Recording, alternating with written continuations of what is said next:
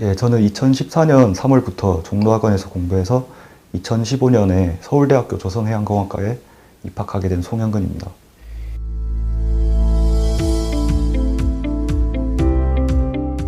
예, 조선해양공학은 크게 보면 기계공학의 한 분야로 선박이나 해양 위에 이제 있는 구조물에 대해서 이제 연구하는 학문입니다.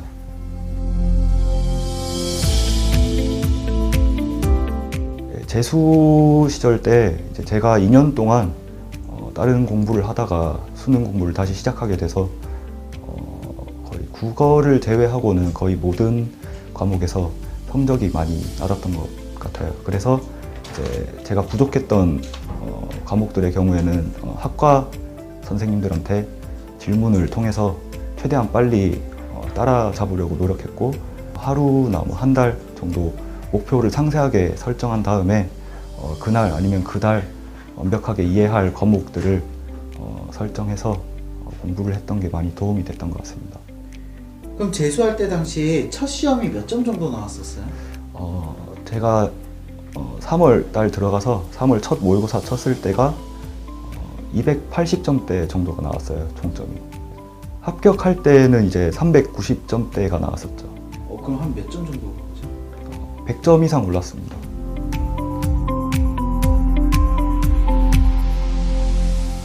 제가 공부를 해보니까 3, 4, 5월까지는 그래도 할만했는데 6월달 날씨가 더워지니까 체력적으로 많이 힘에 부치더라고요. 그래서 저녁 먹고 운동장 나가서 한 10분, 20분 정도 꾸준하게 조깅이라든지 가볍게 뛰어서 체력 관리를 했던 게 제 꾸준하게 공부를 할 수 있었던 원동력이었던 것 같습니다.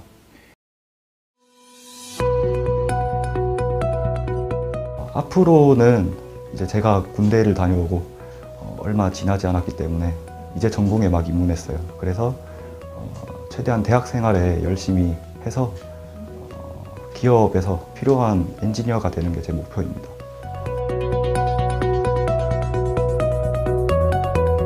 예, 저는 슬럼프가 수험 생활 중간에 갑자기 한번 찾아오고 이런 게 아니고 꾸준하게 슬럼프가 있었던 것 같아요.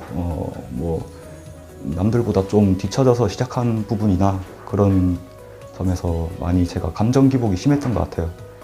그런데 그럴 때마다 이제 학과 담임 선생님이나 친구들이나 다 제 입장에 공감해주고 다 좋은 충고를 해주셔서 제가 마음을 잘 추스르고 다시 공부를 시작할 수 있었던 것 같습니다. 후배들한테 마지막으로 격려 말씀 한마디 해주세요. 네,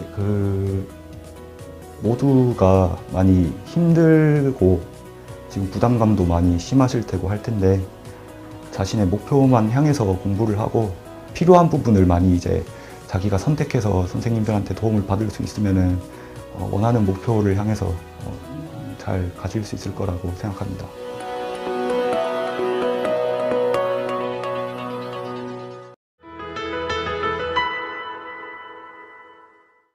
네, 안녕하세요. 저는 2014년도 4과목 만점자 최련입니다.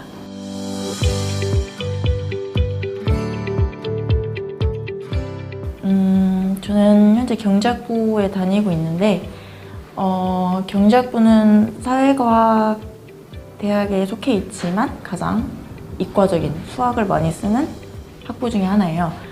그래서 경제학부에서 만약에 가장 중요한 과목을 꼽는다면 수학이 될 것 같아요. 만약에 수학에 자신이 있는 학생이라면 제 생각에는 경제학부에서 배우는 경제학에도 충분한 관심이 있을 거라고 생각이 되고요. 수학에 자신이 없거나 잘 못한다고 생각하는 친구도 경제학에 흥미가 있다면 충분히 수학을 배울 수 있으니까 경제학부에 도전하는 것도 좋을 것 같습니다.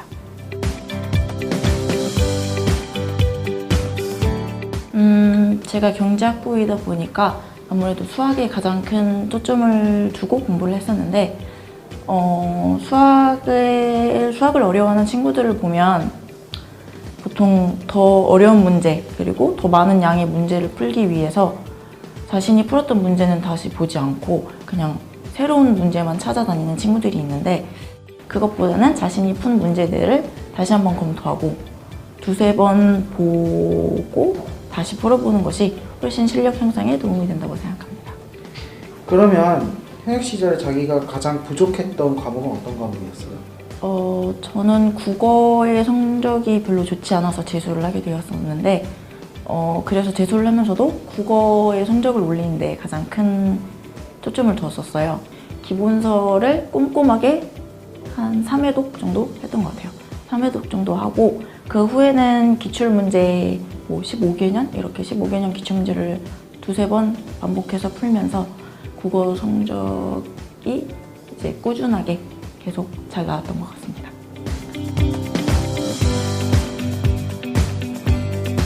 이제 공부를 하다 보면은 좀 지칠 때가 있는데 지치게 되었을 때 꾸준한 운동을 하면은 도움이 된다고 생각을 해요.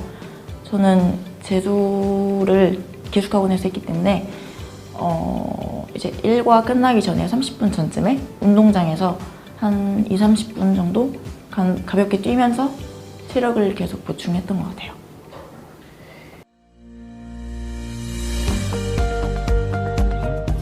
저는 이제 졸업을 앞두고 있는 4학년이라서 현재는 공인회계사 시험을 준비 중이고요.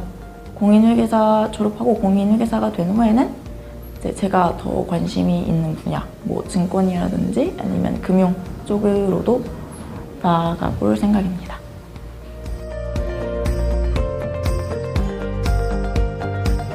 이제 보통 학생들이 1년이라는 수험 생활을 계속 공부하면 지칠 수밖에 없어요. 지치게 되는 시간이 있는데 대부분의 학생이 그렇듯이 저도 6월 모의고사 끝나고 7, 8월 넘어가면서 이제 날이 더워지면서 몸도 지치고 마음도 지치게 될 때 그때 저도 슬럼프가 왔던 것 같아요. 그때 왔을 때는 이제 아까도 말씀드렸듯이 꾸준한 운동을 하면서 체력을 보충하고 그리고 주의를 환기시켜주는 것도 좋은 방법인 것 같아요. 그래서 저는 뭐 공부에 크게 방해가 되지 않는 선에서 한 두세 권 정도의 소설책을 가볍게 읽었던 것 같아요. 네. 마지막으로 후배들한테 격려 한마디만 부탁드릴게요. 1년이라는 시간이 절대 짧지 않거든요. 짧지 않기 때문에 자신이 부족하다고 생각하는 과목들을 충분히 다 보충할 수 있는 시간이고 수능 결과는 절대 1년의 노력을 배신하지 않으니까 1년 동안 충분히 노력을 하면 좋은 결과가 있을 거라고 생각합니다.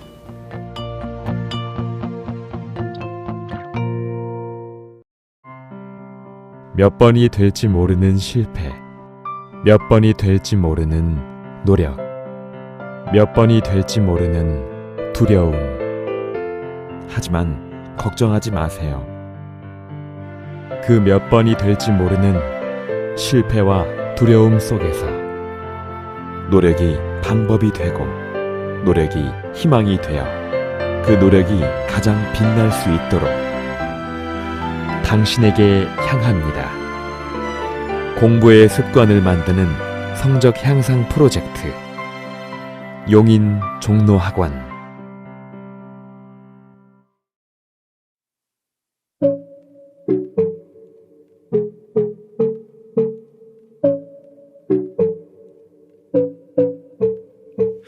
맘 편히 커피를 마시거나 길을 걸은 게 언젠지 모르겠어 나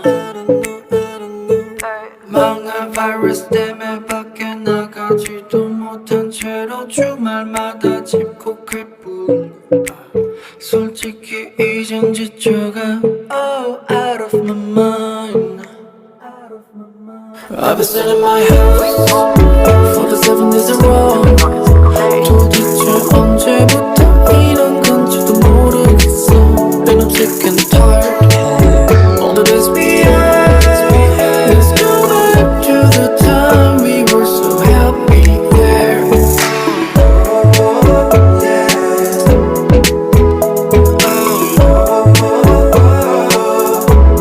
We're happy there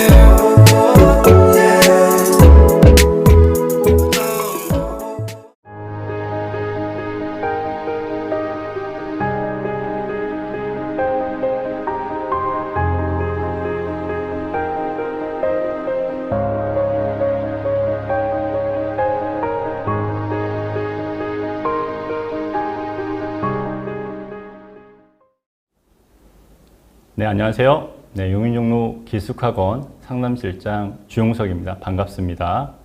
네, 오늘 저와 함께 얘기할 주제는 재학생 겨울 캠프입니다. 작년과 올해 2년간의 코로나 여파로 인해서 재학생들이 지속적이면서 완전한 학습을 보장받지 못했습니다. 그로 인해서 시간이 흐를수록 학습의 격차는 점점 커지고 있는 게 현실인데요. 그래서 어느 때보다 겨울방학이 중요한 시기입니다.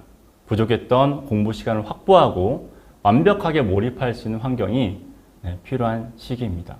그래서 기숙학원이 그 환경에 적합한 곳이지 않을까 싶습니다.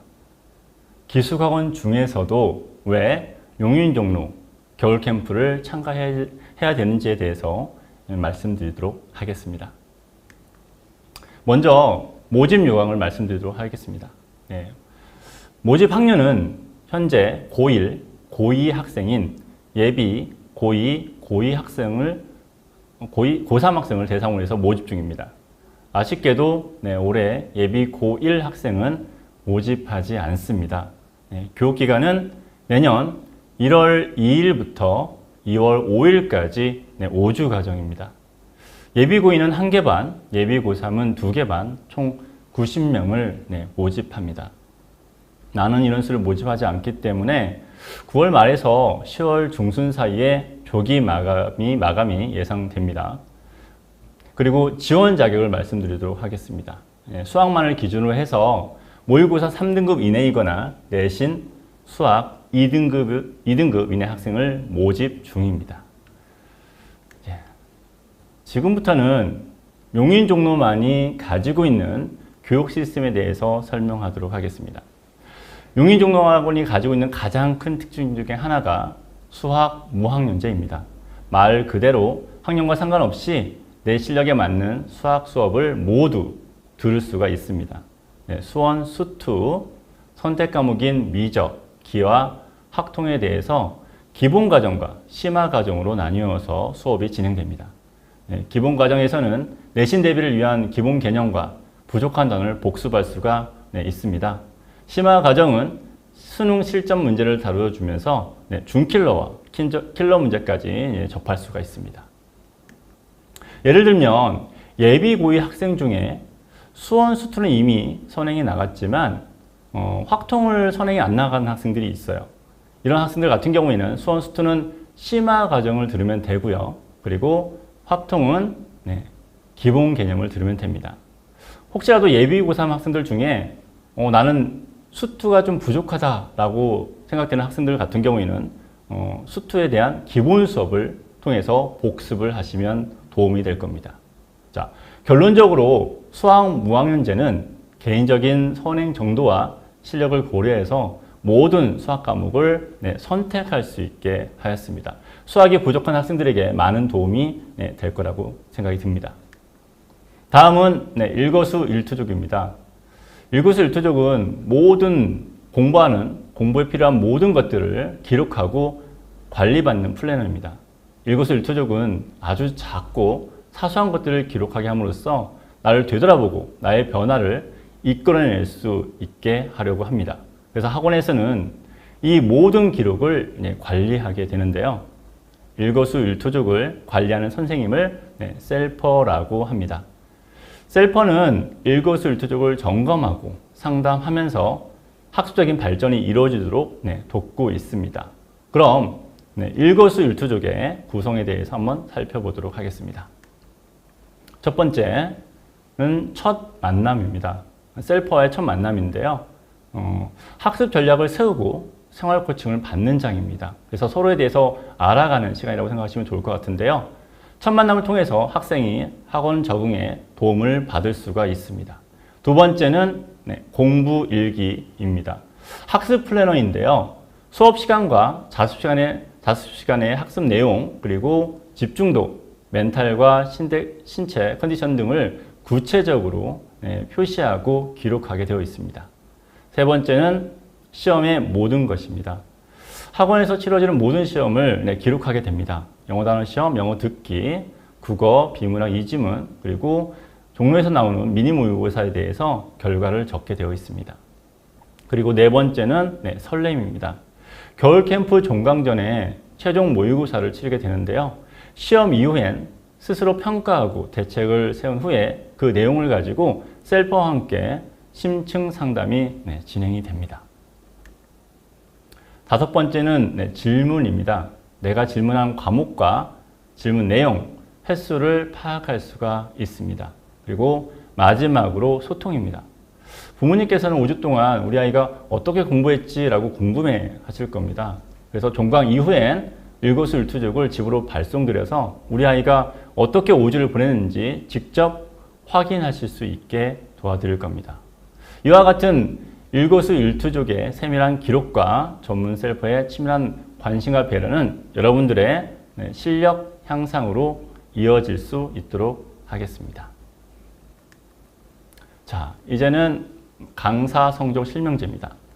학원에서 가장 많은 시간을 차지하는 게 바로 수업 시간입니다. 수업 시간이 도움이 되어야 실질적인 성적 향상으로 이어질 수 있겠죠. 그만큼 강사진이 중요합니다. 용의종로 강사진은 1년 동안 재수생들을 가르치고 그 학생들의 성적 데이터에 의해서 재임용되고 있습니다. 곧 매년마다 성적 향상으로 검증된 강사진으로 구성되어 있다는 점을 말씀드리고 싶습니다. 자, 이제는 관리형 인강과 테스트에 대한 부분입니다. 저희는 인터넷 강의까지 사실 관리하고 있거든요. 요즘 학생들은 인강의 의존도가 굉장히 높습니다. 수업만큼 인강의 관리도 중요하겠죠. 그래서 저희 학원은 인강 매니저가 인강을 직접 관리하고 있습니다. 인강을 듣기 위해서는 인강 신청서를 작성하고요. 인강 계획서를 세운 뒤에 그리고 인강을 들을 수가 있습니다. 인강을 들으면서 인강 플래너에 수강 과목, 수강 시간, 수강 진도를 기록하고 확인받게 되어 있습니다. 5주 동안 인강 플래너를 작성하면서 인강 활용법을 제대로 터득할 수 있을 것입니다. 테스트에 대한 부분인데요. 테스트는 굉장히 중요합니다. 그래서 매일 2회 테스트가 진행됩니다. 영어 단어시험 주 2회, 영어 듣기평가 주 3회, 그리고 국어 비문학 이지문 주 3회, 국영수 종로 모의고사 주 3회가 진행이 됩니다. 최종적으로 종로 모의고사까지 해서 마무리가 되어집니다. 자, 이제는 학년별 학습 프로그램을 한번 알아보도록 하겠습니다.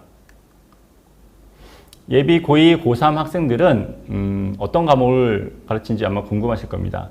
국어, 수학, 그리고 영어, 탐구 2과목, 한국사, 논술 이렇게 수업이 진행이 됩니다. 예비 고2는 국영수 탐구, 선행학습을 바탕으로 해서 내신을 대비합니다. 수업을 진행할 때는 내신 대비와 더불어서 수능 문제를 풀어낼 수 있는 능력을 키울 수가 있습니다.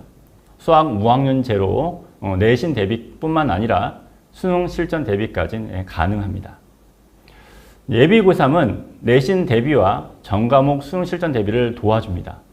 수학은 수능 실전 대비뿐만 아니라 부족한 단원들에 대해서도 복습이 가능합니다. 자세한 과목별 학습 내용은 브로셔를 다운로드 받으시면 자세히 확인하실 수가 있습니다.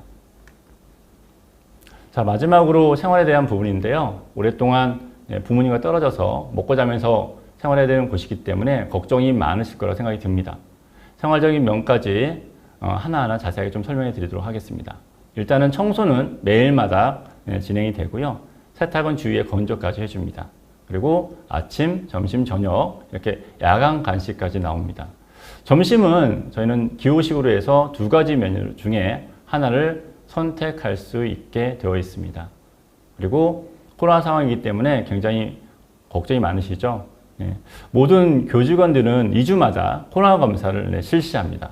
입교 시에는 모든 학생들이 코로나 음성 결과를 제출해야만이 입교가 가능합니다. 그리고 혹시 아팠을 땐 선생님과 함께 학원 근처 병원에서 진료를 받을 수가 있습니다. 그리고 주말 토요일과 일요일엔 2시간 정도 자유시간이 주어집니다.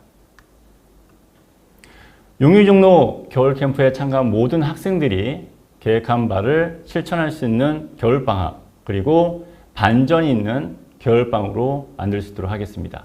그리고 그 5주간에 치료했던 시간이 학교로 돌아가서 오랫동안 학습에 도움을 주고 자신에 대한 자신감을 갖게 하도록 하겠습니다.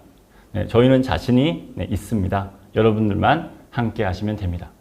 네, 용인 종로 시설 영상 보시면서 제 시간을 마치도록 하겠습니다. 네, 감사합니다.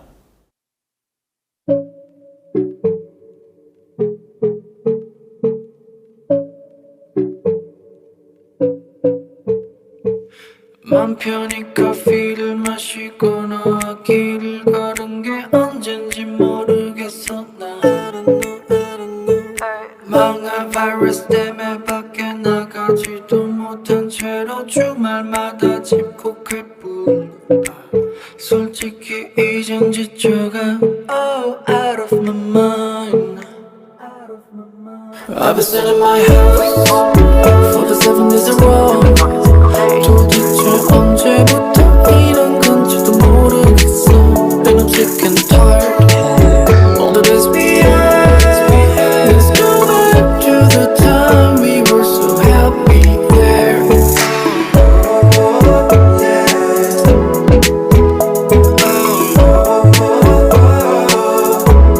We're happy there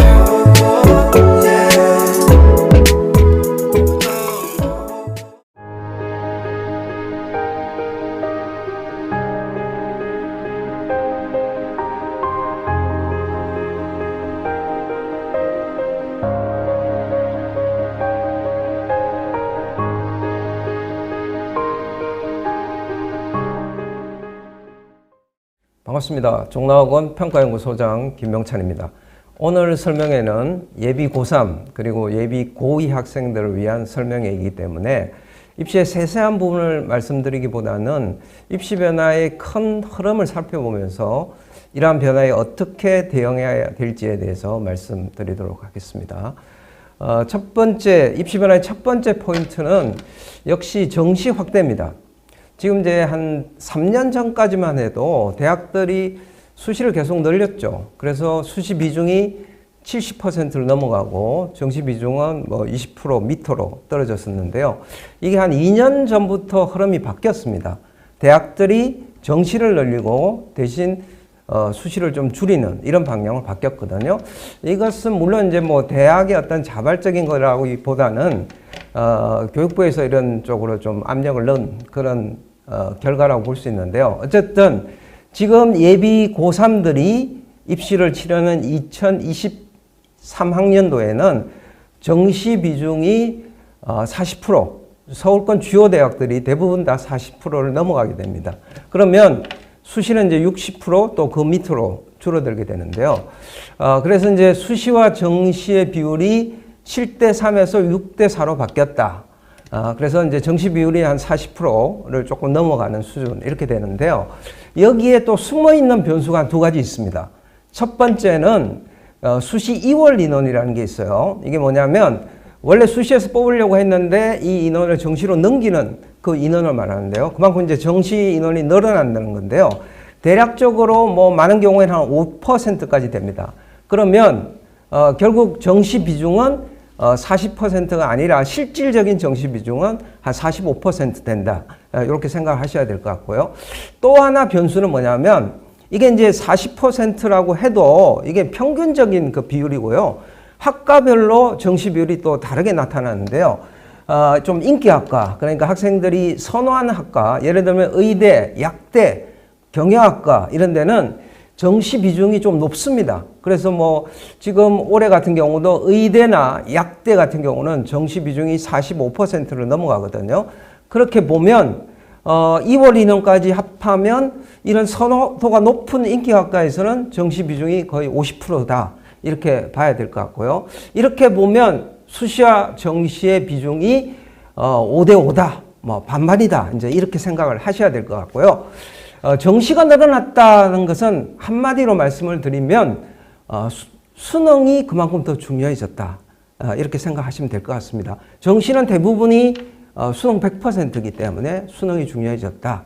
이런 부분인데요. 이 수능에 대해서는 제가 뒤에서 좀 자세히 말씀을 드리도록 하고요. 그러면 정시가 늘어났다. 그럼 수시가 줄은 거죠. 그럼 수시에서 어떤 부분이 줄어드느냐 이 부분도 조금 주의 깊게 보셔야 될 부분인데요. 수시가 이제 유형별로 나눠서 보면 교과가 있고 종합이 있고 논술이 있습니다. 크게. 그런데 이 세 가지 유형 중에서 지금 대학들이 주로 종합 전형을 좀 줄였어요. 그 다음에 논술을 좀 축소했다. 이렇게 이제 지금 나오고 있는데요. 종합 전형의 경우에는 서울권 주요 대학의 경우를 보면 종합 전형의 비중이 사실 너무 높았거든요. 그래서 종합 전형을 좀 줄였다. 또 하나 이유는 지금 종합 전형이 지금 이제 뭐 교과, 비교과 이렇게 반영을 하는데요. 비교과 반영 부분이 사실은 많이 줄었습니다. 지금 학생부가 좀 간소화되고 그리고 또 뭐 블라인드 평가 이런 걸 하기 때문에 학교별 특징을 반영하기 좀 어렵거든요. 그러다 보니까 대학의 입장에서는 종합 전형으로 학생을 선발하기가 조금 어려워진 측면이 있습니다. 그래서 종합 전형을 좀 줄였다. 그런 부분이고 그 다음에 논술 전형도 좀 줄였는데요. 논술 모집 인원이 대학들이 좀 줄였지만 올해 같은 경우는 보면 뭐 가천대라든지 고려대 세종 이런 데가 또 논술 전형을 신설했기 때문에 사실상 논술 인원은 전체적으로 보면 줄지를 않았거든요. 그런데 논술 전형이 폐지된다 이런 얘기가 이제 예전부터 좀 있었어요. 그죠? 그래서 논술 전형이 이제 앞으로 없어지는 거 아니냐 뭐 이런 이제 좀 생각도 할 수가 있는데요. 제가 생각했을 때는 논술 전형을 없애지는 않을 것 같아요. 대학들이. 왜냐하면 지금 올해 보면 뭐 지금 의대 약대 경쟁률이 굉장히 높게 나왔는데 특히 논술 전형의 경쟁률이 굉장히 높습니다. 뭐 약대, 성균관대 약대 같은 경우 논술 전형의 경쟁률이 올해 뭐 600대 1이 넘어갔죠. 뭐 660대 1 뭐 이런 정도가 되고 있는데요. 그리고 뭐 100대 1이 넘는 그런 경우가 굉장히 많거든요. 그래서 대학의 입장에서는 논술 전형이 또 이런 매력이 있기 때문에 아마 없애기는 어렵지 않을까. 그래서 제 생각에는 논술 전형이 앞으로도 지금 정도 규모로 유지되는 그런 쪽으로 가지 않을까 이렇게 생각하고 있고요. 그러면 논술 전형은 어떤 학생들이 해야 되느냐? 논술 전형은 일단 내신이 좀 부족해서 학생부 교과나 종합으로 좀 하기 어려운 학생. 또 내신 등급에 비해서 수능 등급이 좀 잘 나오는 학생들. 이런 학생들은 사실은 수시보다는 정시에 더 맞는 학생이죠. 뭐 정시형 정시 스타일이다 이렇게 말할 수 있는데요. 이런 학생들은 정시를 준비하면서 사실은 또 수시도 하긴 해야 되잖아요. 그래서 수시에서 논술 전형으로 기회를 잡을 수 있는 이런 전형이기 때문에 좀 내신에 비해서 수능이 좀 약한 학생들, 이런 학생들이 논술 전형을 좀 타겟으로 하면 좀 좋은 그런 전형이다 이렇게 말씀드리고요. 그렇지만 논술 전형은 언제부터 준비를 해야 되느냐? 제 생각에는 논술은 지금 1학년, 2학년이 뭐 지금부터 논술을 준비할 필요는 없을 것 같아요. 그래서 2학년이 지나고 3학년 초가 됐을 때 내가 수시에서 뭐 교과 전형이 좋겠다, 종합 전형이 좋겠다, 아니면 논술 전형이 좋겠다. 최종적으로 유형을 확정을 하고 그때부터 논술을 시작해도 크게 무리가 없지 않냐 이렇게 이제 생각하고 있고요. 그 다음에 지금 종합 전형을 좀 줄이고 논술을 줄였다. 근데 이제 교과가 있잖아요. 교과 전형은 대학들이 지금 별로 줄이지를 않는 것 같아요. 지금 올해 보면 서울권 주요 대학들이 뭐 지역균형 전형이다 뭐 이런 이름을 가지고 교과 전형을 오히려 좀 늘렸습니다. 그래서 교과 전형은 지금 비중이 줄어들지 않았습니다. 그죠? 그리고 지금 2024학년도, 그러니까 지금 현재 고1, 예비 고2에 해당되죠. 지금 2024학년도부터는 의대나 약대나 이런 경우가 지금 지방대학들은 지역인재로 40%까지 복귀되어 있는데요. 이 지역인재 전형이 사실상 대부분 교과 전형이 많습니다. 물론 종합 전형도 있긴 해요. 그렇지만 교과 전형의 비중이 크기 때문에 제가 봤을 때는 교과 전형, 수시가 이제 지금 줄어들고 이런 추세지만 교과 전형의 비중은 오히려 확대되거나 유지되는 그런 방향으로 갈 가능성이 높다. 이렇게 말씀드릴 수 있겠습니다. 그래서 제가 이제 지금 입시 변화의 흐름을 좀 요약해서 말씀을 드렸는데요. 하나씩 조금 더 자세히 말씀을 드리도록 하겠습니다. 먼저 이제 정시 확대에 대해서 이제 말씀을 드릴 텐데요. 정시가 늘어난다. 이것은 이제 앞에서 말씀을 드렸지만 한마디로 말씀을 드리면 수능이 더 중요해진다. 이런 얘기죠. 그래서 수능에 대한 준비를 일찍부터 잘하는 것이 이제 굉장히 중요한 포인트인데요. 지금 여러분들이 우리 학생들이 이제 모의고사, 수능 모의고사를 볼 텐데요. 모의고사를 보면 점수가 일단 등급이 있고 그다음 표준 점수가 있고 백분위가 있잖아요. 그죠? 이 세 개 중에서 아마도 대부분의 학생들이 지금 고1, 2, 고2 학생들은 등급을 주로 보게 될 거예요. 그래서 자신의 뭐 등급 정도는 알겠지만 표준 점수나 백분위 점수에는 아직까지 관심이 좀 없을 텐데요. 이제는 그걸 바꿔야 됩니다. 지금 이제 정시가 점점 커지기 때문에 정시도 항상 염두에 두고 입시 준비를 해야 되기 때문에 등급 기본적으로 알아야 되지만 표준 점수 백분위. 근데 이 중에서 표준 점수라는 점수는 시험의 난이도에 따라서 점수가 왔다 갔다 합니다. 예를 들어서 똑같이 만점 100점을 받아도 시험이 어려우면 표준 점수가 한 140점, 150점까지 나오고 시험이 쉬우면 뭐 130점 이렇게 나오거든요. 그래서 이것은 시험의 난이도에 따라서 지금 왔다 갔다 등락이 있기 때문에 백분위 점수를 좀 정확하게 기억을 하는 게 좋겠습니다. 백분위 점수는 이게 등수기 때문에 자신의 어떤 수준을 자신의 어떤 위치를 정확하게 보여주는 게 백분위거든요. 그래서 앞으로 모의고사 보게 되면 등급 기본적으로 알고 있어야 되지만 등급 위에도 백분위 점수 같은 2등급 안에 있어도 백분위는 굉장히 차이가 나거든요. 백분위 점수를 꼭 알아두셔야 된다. 이걸 제가 한번 강조해서 말씀을 드리고요. 두 번째는 뭐냐면 이 백분위 점수인데요. 뭐 과목별로 백분위 점수가 있잖아요. 그런데 요 백분위 점수 영어는 등급이니까 빼고 국어 백분위, 그 다음에 수학 백분위, 그 다음 탐구 백분위 이렇게 하면 합산하면 300점이 되잖아요. 그죠? 예를 들어서 내가 뭐 각 국어, 수학, 탐구가 각 80점이다. 백분위가. 그러면 240점이 될 거고요. 90점이 다음에 270점이 되는데요. 요 백분위 합산 점수를 역시 꼭 알아두셔야 됩니다. 그래서 내가 모의고사 볼 때마다 이 백분위 합산 점수가 올라가는지 내려가는지 요걸 좀 정확하게 알면서 자기의 어떤 지금 실력이 어느 정도 되고 있는지 내 실력이 수능 기준으로 좀 향상되고 있는지 아니면 오히려 떨어지고 있는지 이런 부분에 대해서 항상 잘 분석을 하고 거기에 맞춰서 자기 공부를 계속 해 나가는 것이 굉장히 필요합니다. 그리고 지금 이제 정시가 늘어났다. 뭐 40%인데 실질적으로 보면 제가 한 50%까지 봐야 된다. 이런 말씀을 드렸잖아요. 그래서 입시 전략도 이제 바뀌어야 됩니다. 지금까지 한 3년 전까지 우리 특히 재학생들 수시 올인 전략이었죠. 대부분. 수시에 내가 승부를 건다. 이랬는데 이제는 수시 올인 전략은 좀 굉장히 위험한 전략이다. 그러니까 수시와 정시를 함께 아우르는 전략이 굉장히 중요한데요. 이때 굉장히 중요한 포인트는 뭐냐면 항상 내가 정시로 간다면 어디쯤 갈 수 있느냐 이 부분을 항상 잘 분석해서 알고 있어야 된다는 얘기입니다. 그래야지 수시를 지원할 때 나중에 수시 지원할 때도 적절하게 잘 지원을 할 수 있습니다.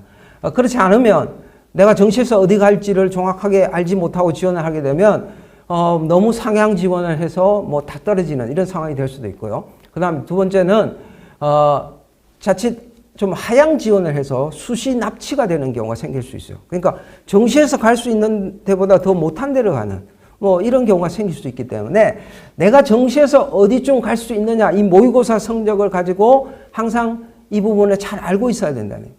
어떻게 아느냐? 간단합니다. 지금 제가 300점 기준으로 100분이 300점 기준으로 자기 점수를 알고 있으라 그랬죠. 그래서 그 점수가 이제 뭐 내가 270점이다, 260점이다, 250점이다 뭐 이거 알고 있잖아요. 그래서 그 기준으로 정시에서 합격 가능한 점수를 제가 지금 보여드릴 텐데요. 이걸 잘 기억을 하셔야 됩니다. 예를 들어서 인문계 같은 경우에 서울대 가장 높은 데죠. 서울대 경영대학, 경영대 위주로 말씀을 드릴 텐데요. 문과에서 뭐 가장 높다고 할 수 있죠. 서울경영대학은 297점입니다. 상당히 높은 점수가 필요하죠. 그 다음에 연세대는 296점 이런 식으로 해서 경희대 정도 되면 경희대 경영은 276점 그러니까 270점대가 나와야 된다는 얘기죠. 그 다음에 숭실대 경영학부는 260점 국민대 경영학부는 256점 그러니까 서울권에 그래도 좀 괜찮은 대학의 경영학과 기준으로 합격을 하려면 100분이 300점 기준으로 한 250점 이상은 돼야 된다. 이렇게 생각을 하셔야 될 것 같고요. 자연계열 말씀드릴게요. 서울대 기계공학부, 기계공학부 위주로 제가 말씀을 드릴 텐데요. 294점입니다. 여기는 이제 자연계열은 뭐 의대 약대가 있기 때문에 서울대가 조금 떨어지죠. 그래서 294점이고요. 그 다음에 고려대 기계공학부는 289점. 중앙대 볼까요? 중앙대는 뭐 창의 ICT 공과대학. 여기가 284점 정도면 합격이 가능한 선이다. 이렇게 생각하시면 되고요. 그 다음에 숭실대 전자공학 같은 경우는 269점. 숙명여대 기초공학부는 266점. 이렇게 해서 자연계열의 경우에는 서울권의 주요 대학에 그래도 괜찮은 대학에 합격하려면 한 260점대 이상은 돼야 된다. 이런 생각을 하셔야 되고요. 내가 이제 모의고사 합산 점수를 했을 때 내가 몇 점인지, 그러면 내가 이 정도 대학에 가려면 어느 정도 점수를 앞으로 올려야 되는지, 이런 부분들을 잘 생각하면서 준비를 하셔야 되고요. 뭐 그래도 가장 선호도가 높은 의대, 굉장히 높죠. 서울대 의대 299점입니다. 그 다음에 뭐 서울대 의대 말고도 뭐 연대 의대, 뭐 성대 의대, 울산대 의대, 뭐 가톨릭 의대, 이런 데가 이제 뭐 의대에서 탑이죠. 이런 데는 대부분 299점 선이다. 이렇게 보시면 될 것 같고요. 그 다음에 경북대 의대 295점. 그죠? 그 다음에 뭐 제주대 의대 292점, 고신대 의대 290점. 그러니까 100분위 기준으로 한 290점 이상이면 뭐 의대 합격 선이다. 이렇게 생각하시면 되고요. 수의학과도 요즘 뭐 지원자들이 많죠. 수의학과는 서울대 수의학과가 역시 294점 정도로 저희가 보고 있고요.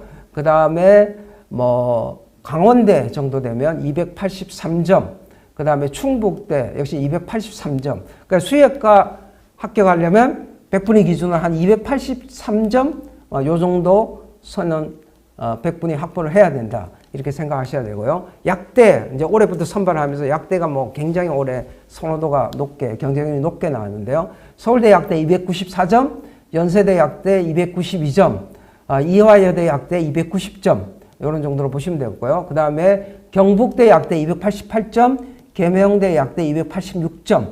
그러니까 한 285점 이상은 돼야지 정시에서 약대에 합격할 수 있다. 이렇게 이제 생각을 하셔야 될 것 같고요. 그런데 지금 이제 내 성적을 보니까 뭐 240점, 30점 뭐 이런 선이다. 내가 이건 정말 뭐 이 정시로는 정말 어렵겠구나. 뭐 이렇게 생각을 할 수 있는데요. 지금 이제 뭐 고1, 고2, 그죠? 얼마든지 성적 향상이 가능합니다. 저희가 이제 종로학원 학생들의 그 재수생들의 성적을 한번 분석을 해보니까 매년 저희가 이제 분석을 하고 있는데요. 2월 뭐 중순 말에 이제 재수 정규반이 시작되잖아요. 그리고 6월 모의평가, 6월 초에 모의평가가 있습니다. 그러니까 한 3개월 정도 공부를 하는데요. 학생들이 입학 때 성적하고 6월 성적을 비교를 해보니까 100분위 기준으로 평균적으로 한 53점 정도 성적 향상이 이루어집니다. 평균이에요, 평균. 많이 올라가는 학생들은 뭐 70점, 80점씩 올라가거든요. 그렇게 보면 3개월이라는 기간 동안 수능에 집중을 했을 때 100분위 기준으로 300점 만점에 한 53점 정도가 올라간다. 평균적으로. 이 집중해서 공부하면 이 굉장히 많은 성적 향상이 이루어질 수 있다는 거죠. 그래서 예를 들어서 지금 뭐 윈터, 오늘 뭐 윈터 설명이니까요. 윈터가 한 5주 정도인데요. 이 5주 정도 기간의 수능에 대해서 집중 학습을 하면 아마 100분위가 한 20, 30점 정도는 올라갈 겁니다. 이렇게 해서 자신감을 가지고 계속 공부를 하면 엄청나게 지금 성적보다는 많은 성적 향상을 이룰 수 있다. 이렇게 생각하시면 될 것 같고요. 근데 이제 이렇게 성적 향상이 이루어지려면 역시 이제 뭐 본인의 의지도 중요하지만 공부에 집중할 수 있는 환경이 굉장히 중요하거든요. 그런 점에서 저는 이제 뭐 기숙학원, 특히 이제 저희 용인 종로 기숙학원이 이렇게 공부에 집중할 수 있는 환경에 있어서는 최고의 선택이 아닌가 이렇게 생각을 합니다. 그리고 지금 이제 정시에 대해서 좀 말씀을 드렸는데요. 그 다음에 두 번째 지금 그 정시를 늘리면서 수시에서 종합전형하고 논술전형을 좀 축소했다. 그죠? 그 논술전형에 대해서는 제가 좀 말씀을 드렸고요. 종합전형을 간단히 좀 말씀을 드릴게요. 왜냐하면 종합전형이 좀 줄어들었다고 하지만 지금 서울의 상위권 대학들은 그래도 종합전형의 비중이 가장 크잖아요. 그죠? 그래서 종합전형에 대해서 간단하게 좀 말씀을 드리면 일단 논술전형은 아까 제가 말씀을 드렸지만 기본적으로 뭐 고1, 고2부터 뭐 논술에 대한 준비를 할 필요는 없다. 수능 준비 열심히 하면 됩니다. 왜냐하면 또 기본적으로 수능 최저를 통과해야 되잖아요. 그죠? 그렇기 때문에 그리고 이제 고3 가서 내가 논술 전형으로 포커스를 맞추고 그때부터는 준비를 해도 늦지 않다. 그런데 종합전형은 그렇지 않죠. 종합전형은 빨리 결정을 해야 돼요. 가능하면 고1부터 결정을 해요. 적어도 내가 어느 대학, 어느 학과에 지원을 하겠다. 이 정도 결정을 해야 돼요. 그래서 거기에 맞춰서 교과, 비교과 준비를 해야 되는 거죠. 소위 말하는 이제 비교과 스펙 준비를 그 내가 지원하려는 학과에 맞춰서, 왜냐하면 이제 전공 적합성이라는 게 또 중요한 평가 요소이기 때문에 거기에 맞춰서 꾸준히 이례적이 아니라 꾸준히 이렇게 준비를 하는 게 굉장히 중요한데요. 이 부분과 관련해 조금 말씀드릴 부분은 일단 지금 이제 서울대에서 2024학년도 지금 현재 고1부터 적용을 하는데요. 전공 연계 교과 이수 과목이라는 것을 발표를 했습니다. 그러니까 우리 대학에 와서 이런 전공을 하려면 고등학교 때 이런 과목은 꼭 들어야 된다. 들으면 좋겠다. 이런 것을 발표한 거죠. 이게 이제 대학마다 이런 부분들을 이제 발표한 자료가 있는데요. 아무래도 이제 서울대가 이런 발표를 하게 되면 다른 대학도 좀 영향을 받게 되죠. 근데 좀 특이한 것은 경제학부, 이게 문과죠. 그죠? 근데 경제학부에서 권장 과목으로 미적분을 넣어놨어요. 미적분과 확통을 넣어놨는데 이게 권장 과목이니까 사실은 꼭 해야 되는 건 아니잖아요. 그렇지만 이거 꼭 해야 됩니다. 왜냐하면 예를 들어서 똑같이 지원했는데 서울대 경제학부에 어떤 학생은 미적분을 들었어요. 어떤 학생은 안 들었어. 당연히 평가에서 뒤떨어질 수밖에 없어요. 이것은 말이 권장 과목이지 사실상 꼭 해야 된다는 겁니다. 그래서 앞으로는 문과지만 경제학부나 뭐 경영학과 뭐 이런 데 지원을 하려면 미적분을 꼭 해야 된다. 고등학교 때. 그리고 이 권장 과목이라는 게 꼭 듣기만 하면 되는 게 아니에요. 제 생각에는. 듣는 건 기본이고 성적을 잘 받아야 돼요. 똑같이 평가를 할 때 예를 들어 얘는 1등급이 여기 2등급이면 당연히 1등급에서 높은 평가를 하고 좋은 점수를 주게 돼 있는 거죠. 그죠? 그런 생각을 좀 하셔야 되고요. 그 다음에 의예과 보니까 생명과학 1, 그 다음에 권장 과목으로서 생명과학 2, 미적분, 항유화, 통계, 기하 이런 과목 기본적으로 해야 된다는 얘기입니다. 할 게 많죠. 그죠? 뭐 의예과 지원한 학생이 워낙 공부를 잘하니까 뭐 크게 부담이 없을 수도 있는데 기본적으로 이런 과목을 해야 되고 이런 과목에서 성적을 잘 받아야 됩니다. 그 다음에 기계공학부 보면 핵심 권장 과목이 물리학, 미적분, 기하 이렇게 되어 있습니다. 그 다음에 또 권장 과목에 확통이 있습니다. 기본적으로 이제 물리가 들어가 있지만 수학을 잘해야 된다는 거죠. 그죠? 기계공학. 우리가 이제 그 전공 적합성 관련해서 종합전형에서 예를 들어서 공대를 진학하려면 어떤 스펙을 만들어야 될까 많은 고민을 하는데 가장 중요한 스펙. 공대에서 어떤 학생들을 좋아할까요? 다른 것보다도 수학 잘하는 학생을 좋아합니다. 그래서 최고의 전공 적합성은 수학을 잘하는 거예요. 그러니까 너무 어렵게 생각하지 말고 내가 공대를 가겠다 하면 수학을 잘해야 됩니다. 수학을 열심히 하고 수학에서 성적도 잘 받아야 되고 또 자기 주도적으로 여러 가지 수학 공부 이런 것들을 좀 잘해야 되는 거죠. 그게 가장 중요한 포인트다. 그 다음에 약대를 보니까 화학 2, 생명화학 2를 필수적으로 해야 되고 그 다음 미적분과 항유과 통계도 권장 과목으로 되어 있습니다. 이런 부분들을 이제 잘 체크를 해서 종합전형을 준비하는 학생들은 적어도 1학년, 2학년 때부터 미리 방향을 잡아서 잘 공부를 해야 된다. 그런 부분들에 대해서 좀 말씀을 드렸고요. 그 다음에 세 번째 입시 변화. 종합전형과 논술전형은 조금 축소가 되는 추세다. 근데 교과전형은 오히려 확대 내지는 유지다. 이런 말씀을 드렸잖아요. 교과전형에서는 역시 중요한 게 내신 성적을 잘 따는 거죠. 그죠? 그렇지만 여기에 또 중요한 포인트가 있습니다. 내신에 못지않게 중요한 포인트가 뭐냐면 교과전형에서는 대부분의 대학들, 주로 상위권 대학들, 뭐 중위권 대학들도 그래요.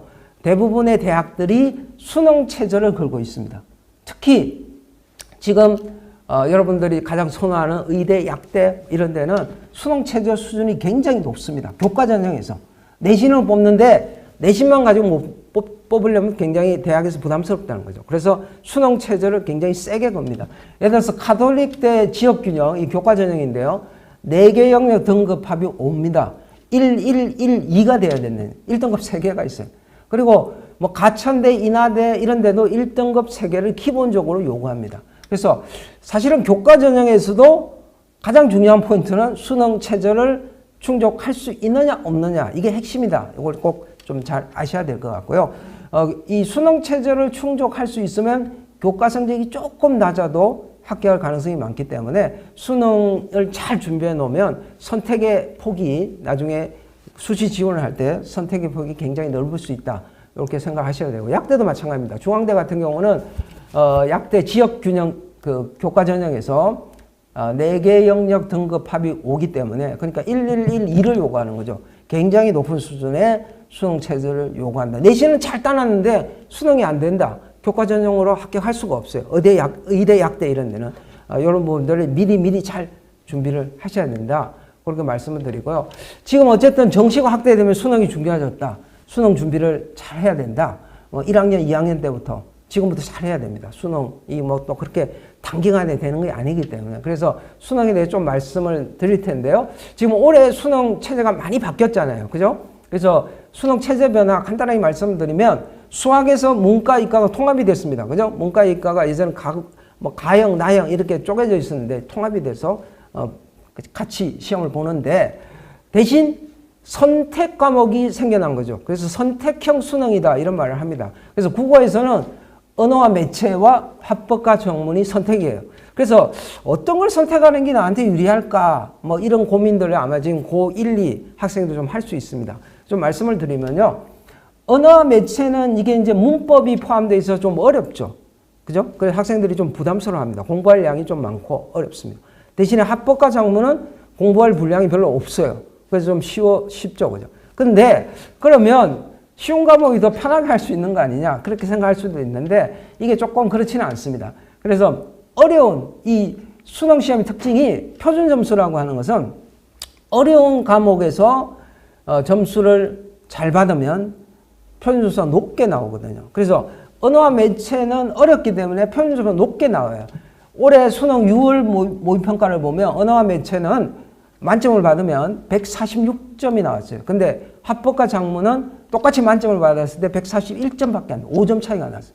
근데 9월은 시험이 조금 쉬웠기 때문에 1점밖에 차이가 안 나는데 실제 수능에 가면 제가 봤을 때는 한 중간 정도 난이도로 나온다고 하면 한 3점 정도 이렇게 차이가 날 수 있거든요. 근데 이 3점의 차이는 상당히 큰 겁니다. 특히 뭐 의대나 약대나 뭐 서울대나 연대나 고대 이런 상위권을 지원하는 학생들한테는 이 차이가 굉장히 크죠. 그렇기 때문에 일단 내가 적어도 한 상위 10% 정도 안에 든다. 또는 그 안에 들어가는 것을 목표로 한다. 그러니까 뭐 의대 약대를 목표로 한다든지 아니면 뭐 스카이 대학 서성한 뭐 이런 정도 라인을 목표로 한다라고 하는 학생들은 문법이 있어서 조금 어렵고 공부할 분량이 조금 많지만 언어와 매체를 선택을 해야 됩니다. 그죠? 그리고 뭐 좀 중위권 학생들은 뭐 굳이 꼭 언어와 매체를 해야 된다는 건 아니고요. 중위권 학생들은 본인이 조금 더 점수가 잘 나오는 쪽으로 선택을 해서 공부를 하고 시험을 보면 되겠습니다. 그죠? 그 다음 수학은 미적분이 있고 기하가 있고 확률화 통계가 있죠. 일단 이과의 경우에 그러니까 뭐 자연계열 쪽은 상위권 대학들이 대부분 미적분 또는 기하를 지정을 하고 있어요. 그러니까 확통을 하면 안 되는 거죠. 이건 선택에 이미 어느 정도는 정해져 있는 거죠. 미적분을 하거나 아니면 기하를 하거나 이렇게 정해져 있는 거. 근데 반면에 문과의 경우에는 제한이 없습니다. 미적분을 해도 되고 기하를 해도 되고 확통을 해도 되죠. 그죠? 근데 지금 역시 이게 난이도 차이가 있죠. 그래서 아까 말씀드렸지만 만점을 받았을 때 표준점 차이가 납니다. 미적분은 6월 기준으로 봤을 때는 미적분이 146점으로 나왔고요. 기하는 145점, 확통은 142점. 그러니까 미적분과 확통은 4점 정도 차이가 나는 거죠. 만점을 똑같이 받았다고 했을 때. 그만큼 이제 미적분이 어렵다는 얘기죠. 그리고 9월에는 차이가 조금 더 벌어졌습니다. 그래서 미적분이 147점, 기하는 143점, 확통은 139점. 그래서 한 8점 정도 차이가 났는데요. 일단은 이제 자연계열에서는 일단은 상위권 대학에 가려면 일단 미적분이나 기하를 해야 되니까. 그죠? 그리고 문과 학생들은 뭐 문과에서 아주 최상위권, 정말 뭐 서울대 경제학과 갈 정도의 학생이고 수학을 정말 잘한다라고 하면 미적분을 할 수도 있겠지만 아무래도 이제 그 이과 학생들하고 경쟁하기 좀 부담이 되기 때문에 학통을 뭐 대부분 다 많이 선택을 하게 될 텐데요. 이과 학생들이 미적분이 나으냐 기하를 나으냐 뭐 이것도 사실 딱 뭐 어느 쪽을 일방적으로 말씀드리기는 어렵지만 미적분이 조금 더 난이도가 높죠. 공부할 분량도 좀 더 많고. 그래서 아무래도 미적분을 하게 되면 조금 더 난이도가 높은 대신에 시험을 잘 봤을 때 뭐 만점을 받거나 1개나 2개 틀렸을 때는 표준 점수는 조금 더 높게 나오게 됩니다. 그래서 내가 정말 수학에 자신이 있다라고 하면 미적분을 하는 게 좋은 거죠. 근데 어쨌든 문과, 이과가 사실은 이제 선택 과목으로 쪼개지긴 하지만 기본적으로 같은 시험, 공통 과목 같은 문제를 보고 시험을 보잖아요. 그죠? 이런 상황이기 때문에 문과 학생들은 사실은 이과 학생들하고 경쟁을 하면서 불리해질 수밖에 없어요. 점수에서. 그죠? 그래서 1등급, 문과 학생들의 1등급 비율을 보니까 저희가 6월 같은 경우는 4.3%밖에 안 됐어요. 나머지 다 이과가 가져갔다네. 그만큼 이제 문과 학생들이 경쟁하기 좀 어렵다는 얘기입니다. 그죠? 그리고 9월을 보니까 한 9% 정도로 제가 보고 있는데요. 그래도 10명 중에 9명은 이과다. 그럼 문과, 즉 확률과 통계를 선택한 학생들은 사실상 1, 2등급에 진입하기가 정말 어려운 그런 상황이다라고 봐야 됩니다. 이것은 어쩌면 실력 차이가 나니까 어쩔 수 없는 거예요. 그죠? 그렇지만 문과 학생들이 이렇게 수학에서 1, 2등급을 받기가 어려워지면 사실은 수능 체제를 충족하는데 굉장히 어려운 일이 있거든요. 그래서 이런 부분을 잘 알고 미리미리 자기가 잘 준비를 해야 되는데 결국 이것은 어디서 갈라지게 되냐면 사실은 이제 선택 과목이 있죠. 미적이 있고 기하가 있고 확통이 있는데 이 자체 난이도보다는 공통 과목 점수에서 사실은 결판이 나는 거예요. 공통 과목이 이제 76점이 공통 과목이죠. 그죠? 이게 이제 문과, 이과 뭐 다 같이 보는 겁니다. 그죠? 근데 이 문제의 난이도가 만만치가 않아요. 사실 이제 수능에서 수학의 출제 경향이 사실 이제 조금 변화가 있죠. 이것도 한 3년 전까지, 한 4년 전? 뭐 이럴 때는, 수학이, 어떤 식으로 출제가 되냐면, 21번, 소위 말하는 21번, 29번, 30번. 이 문제가 아주 어렵게 나왔어요. 그래서 이걸 킬러 문제라고 했었죠. 그리고 나머지 문제는 상당히 쉬웠어요. 그래서 사실은 이 세 문제가 등급을 가르는, 그래서 뭐 1등급에 2등급을 받으려면 이 문제를 뭐 1개를 푸느냐, 2개를 푸느냐, 3개를 다 푸느냐, 뭐 이런 거에 의해서 등급이, 상위 등급이 이제 나눠지는 이런 그 상황이었는데 이게 이제 한 3년 전부터 좀 바뀌었어요. 그래서 이 소위 말하는 킬러 문항의 난이도가 조금 낮아지는 대신에 다른 문제들, 사실은 이제 그 전에 중간 난이도 문제라고 불렀는데, 요 문제들의 난이도 좀 올라갔어요. 이걸 이제 그래서 뭐 중킬러 문제라고 그러잖아요. 근데 이런 출제 경향이 이 수능이 개편이 되면서 올해 와서 더 심해졌어요. 그래서 소위 말하는 이제 공통 문항, 그 앞에 선택 문항 이전에 푸는 공통 문항에서 상당히 까다로운 문제가 많이 나오고 있습니다. 그래서 여기에서 얼마나 잘 풀어나가느냐, 이게 사실은 결국 수학 점수를 좌우하는 그런 상황이 되고 있거든요. 그래서 근데 이 공통문학이라고 하는 게 사실상 범위가 수1, 수입니다. 주로 이제 고2 때 배우는 거죠. 그래서 이 고2 때 수학을 얼마나 잘 해두느냐. 지금 이제 고1 같은 경우는 이 고2에서 배우는 수1, 수2에 대해서 미리 잘 공부를 하고 가는 것이 굉장히 중요하고요. 그 다음 고2는 역시 이 수1, 수2, 뭐 선택 과목도 중요하지만 수1, 수2를 완벽하게 자기 것으로 잘 소화해서 이 부분에서 어느 정도 막힘없이 문제를 풀어나가느냐. 이것이 수학 점수를 결정하는 그런 중요한 가장 핵심적인 부분이다라고 생각하시고 이번 이제 뭐 윈터에 오게 되면 이 윈터 기간 동안에 이런 부분에 대해서 확실하게 잘 준비를 해야 되고 지금 용인종로학원에서도 이런 부분에 대해서 철저하게 지금 준비를 해서 여러분들의 그 실력을 확실하게 높일 수 있는 그런 방향으로 준비를 하고 있다. 이렇게 좀 말씀을 드리고요. 그 다음에 이제 영어도 잠깐 말씀을 드려요. 영어는 절대평가인데 영어가 이제 올해 보니까 이게 이제 영어에서 변수가 뭐냐면 EBS 직접 연계를 폐지를 했거든요. 그러니까 예전에는 EBS 지문이 나오니까 학생들이 좀 익숙한 그런 지문을 가지고 공부를 했는데 지금은 EBS 지문이 안 나옵니다. 그죠? 그러니까 다 생소한 지문. 그래서 영어에서 기본 실력이 없으면 문제 풀기가 어려운 거죠. 그래서 전부 새로운 문장을 봐야 돼요. 그래서 지금 1학년, 2학년 때 영어를 확실하게 다져주는 것도 굉장히 중요합니다. 뭐 할 게 많지만 그래서 올해 6월에 보니까 영어가 작년과 비교해서 1등급 비율이 대폭 떨어졌어요. 작년에 12.7%가 1등급이 나왔거든요.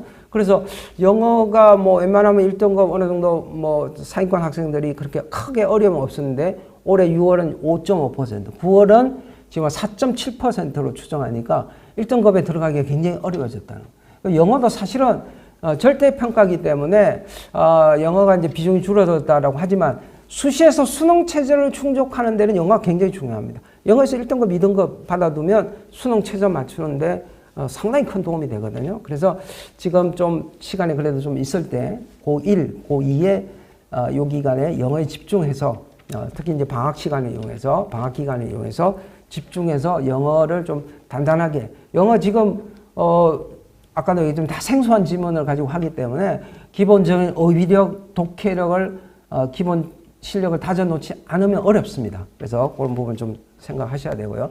마지막 탐구는 좀 말씀을 드리면 탐구는 뭐 사실은 이제 자연계 같은 경우는 이 과탐이 굉장히 중요하죠. 그죠? 그래서 탐구 과탐 같은 경우에 상위권 학생들이 경쟁이 치열하기 때문에 역시 이 부분도 단기간이 되지가 않습니다. 그래서 미리 좀 해두셔야 되고요. 그래서 탐구 조금 말씀을 드리면 탐구는 이 서울대가 올해부터 탐구를 조금 반영 지표를 바꿨는데요. 이 부분에 대해서 조금 설명을 드릴게요. 요건 이제 올해 바뀌어서 내년 계속 적용이 된다고 보셔야 되기 때문에 탐구가 선택 과목이 많잖아요. 그죠? 그럼 선택 과목의 난이도에 따라서도 표준 점수가 달라요. 만점을 받았을 때 작년에 보면 세계 지리는 63점이었거든요. 근데 사회문화는 71점이에요. 8점 차이가 났어요. 근데 이렇게 선택 과목에 따라서 표준 점수 차이가 난다. 똑같이 만점을 받았는데 이게 조금 억울한 측면이 있다라고 해서 그동안의 대학들이 서울대도 변환 표준 점수라는 걸 적용을 해줬어요. 이 변환 표준 점수는 뭐냐면 이 차이를 줄여주는 겁니다. 쉽게 말해서. 그래서 변환 표준 점수를 적용하면 작년에 66.44가 나왔고요. 사회문화는 세계지리는 64.08이 나와서 한 2점 조금 넘어가는 정도 차이로 줄여줬거든요. 근데 올해부터 이걸 안 합니다. 과탐도 마찬가지. 과탐도 작년에 지금 과탐이 그 평점수 기준으로 물리 2가 62점이었는데 지구과학 1이 72점, 10점 차이가 났습니다. 근데 작년에 역시 한 2점 정도 차이로 변환 표준 점수를 적용을 줄여줬는데 올해부터는 성적표에 기재된 표준 점수를 그대로 적용한다. 그러니까 10점 차이가 나는 거예요. 똑같이 만점을 받아도. 근데 이제 어떤 과목이 어려울지는 사실 매년 달라지기 때문에 이걸 예측하기는 어려운데 여기서 분명한 것은 탐구의 영향력이 상위권의 경우에 굉장히 커졌다고 생각하셔야 돼요. 예를 들어서 탐구에서 어려운 과목을 선택해서 만점을 받았다, 한 개를 틀렸다 이러면 표준점수 굉장히 높거든요.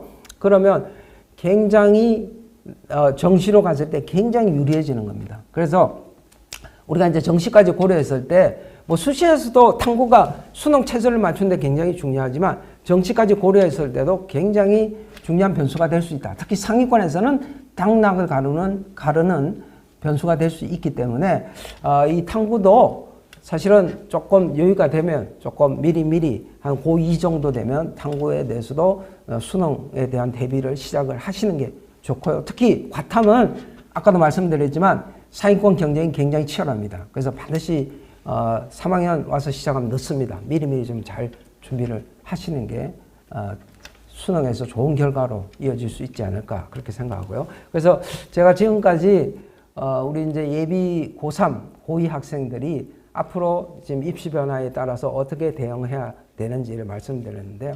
요약해서 말씀을 드리면 역시 정시 늘어났다, 수능이 중요해졌다. 수능은 사실은 수시에서도 중요합니다.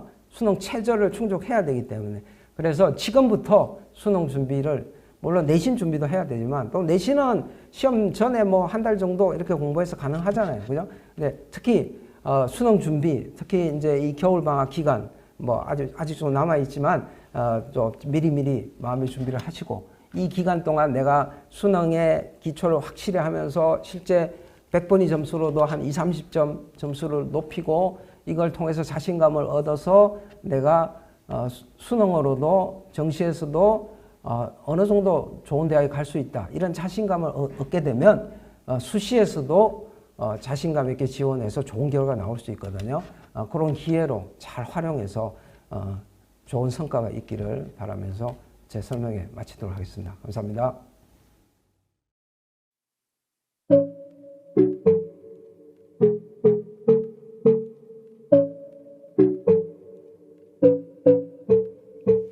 맘 편히 커피를 마시거나 길을 걸은 게 언젠지 모르겠어 나